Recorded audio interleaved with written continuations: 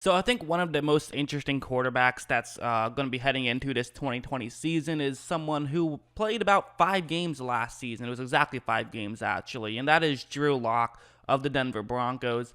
I think the Broncos are a very interesting team. I think they were a dark horse pick I had for making the playoffs last year.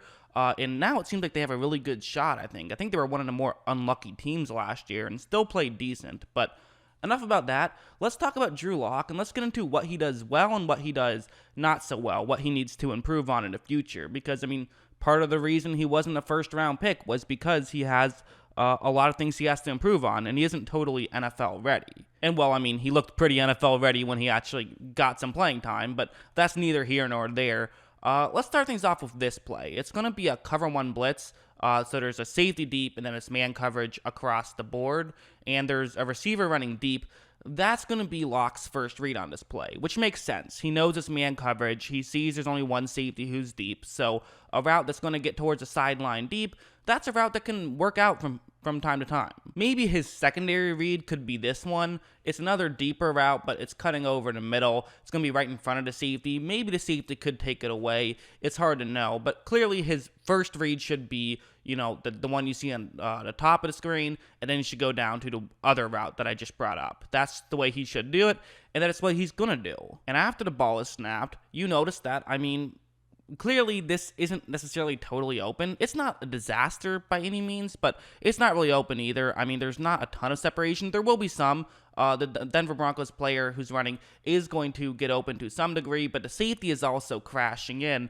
And so, again, there is a window here. I'm not saying there isn't, but it's going to take a very good throw for Lock to make it. And also, it's worth noting that Lock has no pressure right now. So, in a perfect world, he would say, okay, there is a window there, but I have time, so let me real quick check my secondary read. Oh, okay, looks right down there. That's clearly about to get open because, you notice the defensive back, his back is turned towards the sideline, and since the Denver receiver is cutting over the middle, he's going to get wide open. That doesn't happen. Lock decides to throw it in the other direction. He doesn't even make a very good throw, and it falls incomplete. You could get on him for that. I wouldn't. Again, rookie player, and that's not even that bad of a play. You can literally do this for anybody in any select game. Listen, sometimes people accuse me of cherry picking plays that fit my narrative. I swear I don't. I find what I believe to be true and then just pick an example of it. So that's what I'm doing here. Although I don't think this is a major problem. The main reason why I'm showing this one is mainly because it's a constant thing that people talk about with Lock, that he doesn't get onto his second read quick enough. And there is some of that there, which is why I'm showing this play, but it's not as bad as some people make it out to be. I don't really see it as that big of a problem, and he's clearly been working on improving on it. Like, take a look at this play. You're going to have, again, same type of coverage, but this time you're going to have two Denver players cut over in the middle. And so, either one of these routes could get open. It's going to be a cover one blitz. Lock doesn't know that at the time, though. So, by his perspective, maybe a Detroit defender is going to drop back in coverage and take away the middle of the field, which would mean that he should throw to the receiver who's lined up closer to the sideline. But, either way, it's something that where he can really look at either one and see what gets open. And so right when the ball is snapped, he first looks at that player and sees that, okay, he's open. He's clearly open. There's definitely some separation, and he can make a throw and they'll gain some yards without a doubt.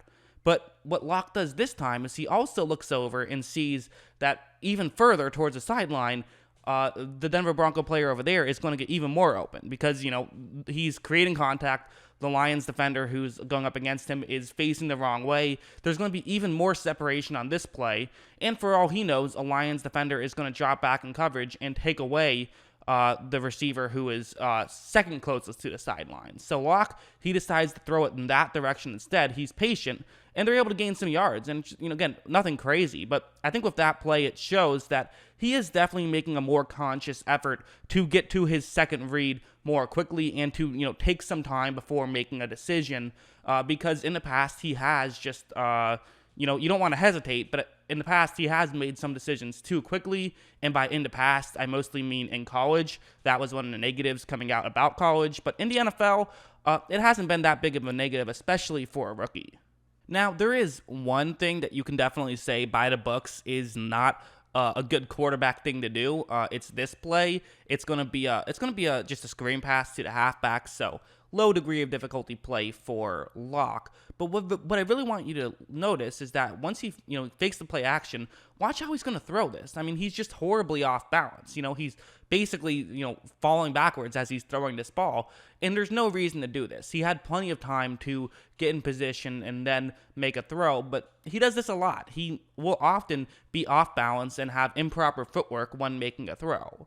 Now, he still makes the throw, gets it to his halfback. The play works out just the same as it typically would. But you would assume that if he keeps doing this time and time again, that eventually it would come back to bite him. Especially, now that it's the NFL where these windows are a lot tighter. And so that's what you would assume. But at the same time, there's a reason why I'm showing an example of this where the play still worked out. And that reason is because I couldn't really find an example of him doing this and the play didn't work out. I mean, pretty much it hasn't really hurt him too much in his NFL career. So I can sit here and say that it's a bad thing, and I do still consider it a bad thing to not have, those proper fundamentals. But at the end of the day, if you're still getting the ball to who you have to throw it to, what's the difference? The closest I could find to some sort of off-balance throws not working were ones where he kind of had to, not throw it exactly the way he would want to. And what I mean by that is a play like this. It's a cover one play. It's man coverage. He wants to hit his receiver running over the middle, which makes sense. This is a good route against this coverage, especially later on in the route. And this play will last a little bit, so he will have time to make this throw. And after the ball is snapped, you notice that, listen, it's not wide open, but there is a window here. A Houston player is moving further deep to try to take away this route. And also, of course, there was man coverage. The Denver player is winning it pretty significantly. But again, with the extra player coming in, not a huge window. But what's also worth noting is that right there is pressure coming to Locke. So he can't fully step into this throw the way he might want to. He doesn't want to throw and then, take a hit. So he's going to kind of just a little bit off his back foot make this throw. It's not even terrible, but in doing this, he throws it a little bit shallow and it gets knocked away. And again, that's nothing major, but it kind of is too. Had he been able to fully step into that play, maybe he does complete that pass and it becomes a huge gain. And I do think that can happen. And again, you could argue maybe he should have still put his whole body into it and then taken the hit. You can definitely make that argument. I'm not going to hate on him for not wanting to take a major hit when they already had no chance at making the playoffs. I think that's fine in my opinion. But back to my main point, I do think that it's something that he should work on. But the nice thing is that that's something you can easily fix. Just focus on making sure you get your feet square before making the throw. It's an easily fixable problem. And the reality is, with all the things he does well, having those small problems, it's not the end of the world. And he does do some things very well. He has very good arm talent. This play is a great example where that's what I want to take a look at. It's the receiver on the bottom of the screen going to be running a deep route. And watch what happens right when this play starts to develop. Courtland Sutton, who is the receiver, he's going to go down to the bottom of the screen.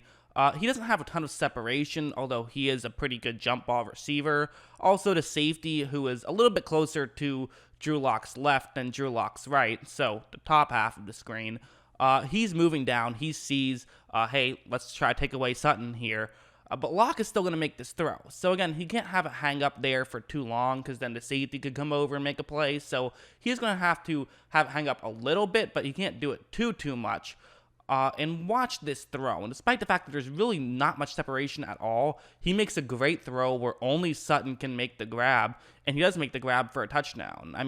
Locke's deep ball is probably the best thing about him. He's very accurate with his deep ball. Sometimes he struggles a little bit with how much air to put under it, but as a whole, he's very accurate with it, and that's what matters for the most part.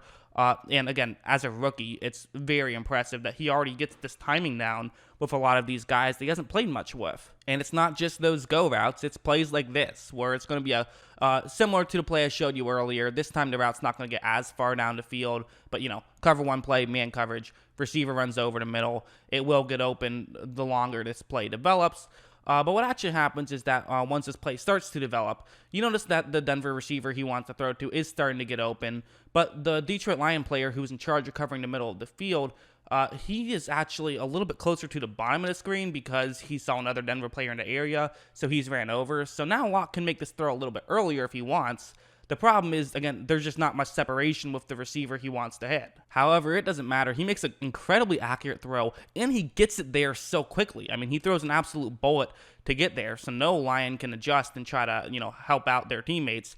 Just a really good throw. And again, Lock's arm talent is as good as any young players in the league, outside of maybe Mahomes. Other than that, his arm talent is fantastic. And, again, he has a couple of fundamental issues, but neither one of them are really that bad. And, I mean, honestly, I thought he had a really good rookie season. I mean, he only played in 5 games, but, listen, there was a lot of good rookies, actually, quite frankly. I mean, you have Daniel Jones, you have Gardner Minshew, of course, Kyler Murray, the number 1 overall pick. I thought they all 3 had really good rookie seasons, and now Drew Lock, he's a 4th, even though he only played in a handful of games. And I think the Denver team is very good. I also think that with Noah Fant being into his 2nd year, and we all know that tight ends from their 1st year to the 2nd year tend to have a pretty big jump. Also getting, Judge Judy, Jerry Judy, could be a huge benefit. I think the receiving core will be a lot better. People got on me for saying that I think Judy could end up being the number 1 receiver over Sutton, but I'm not saying that because I think Sutton is bad. I'm saying that because I think Judy is really, really good. I think they're both really good, and I think that Locke should have a lot to work with. He's still young, but it should be fun to watch at least. I think it's going to work out. I think Locke is very good. What do you guys think? Let me know in the comments below. I always love hearing from you. And of course, as always, thanks for watching.